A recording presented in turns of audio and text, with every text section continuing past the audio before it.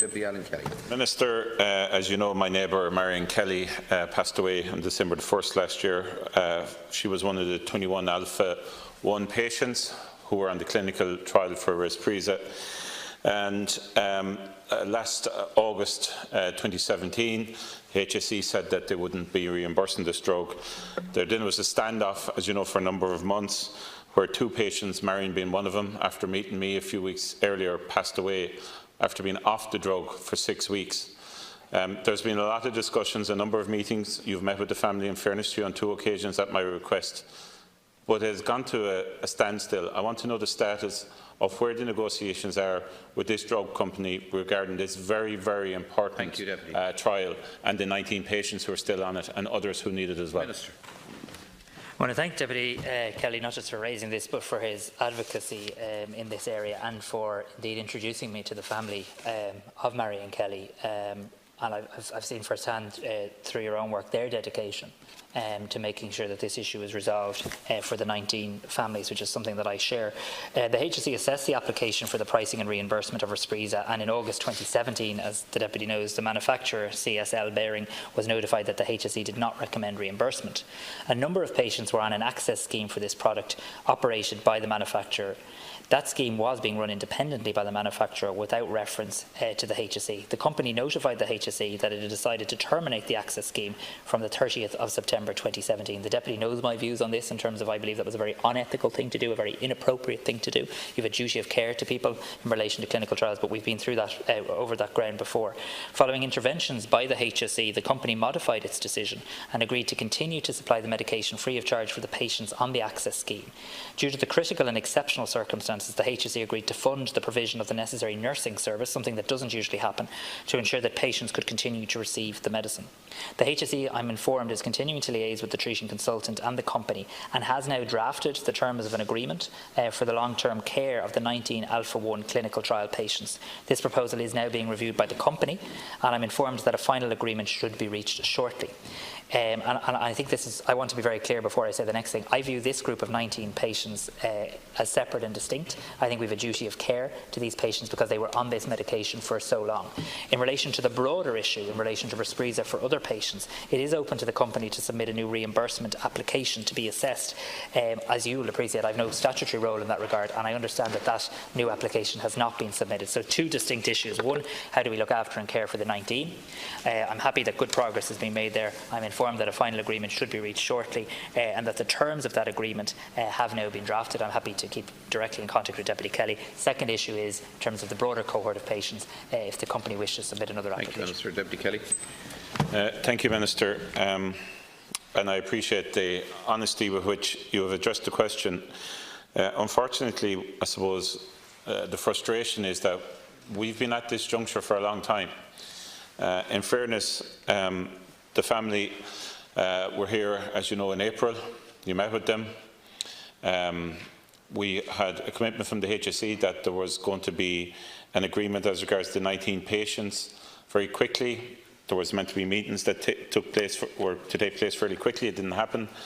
Subsequently, there was a meeting that took place in June. That took place. There was a follow-up meeting.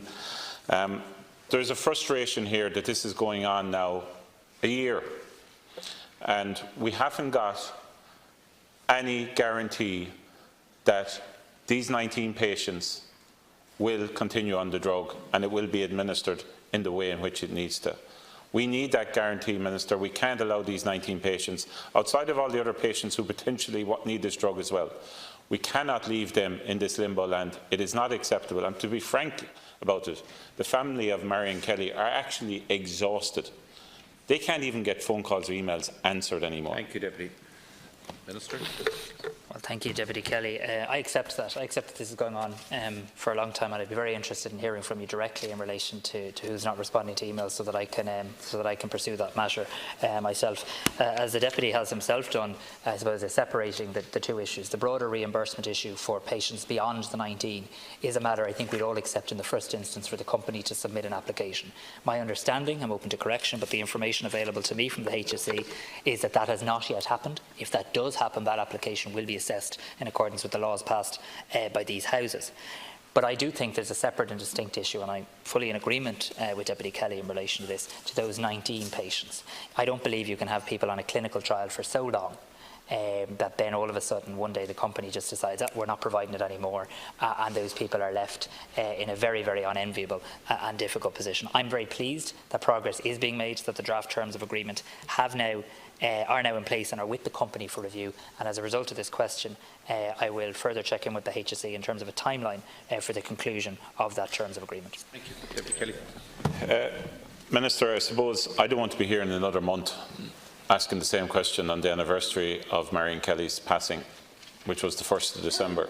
She was in my office not long before she passed away.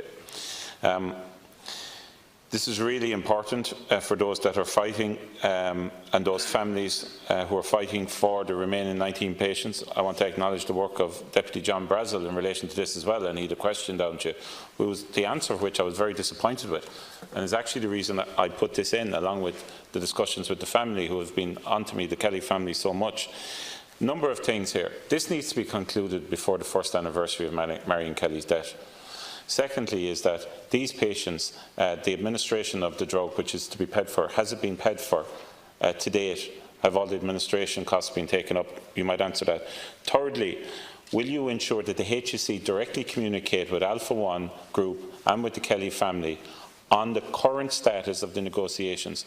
I personally am losing confidence that the people in the HSE dealing with this are prioritising it to the level that is required. Deputy Minister to conclude.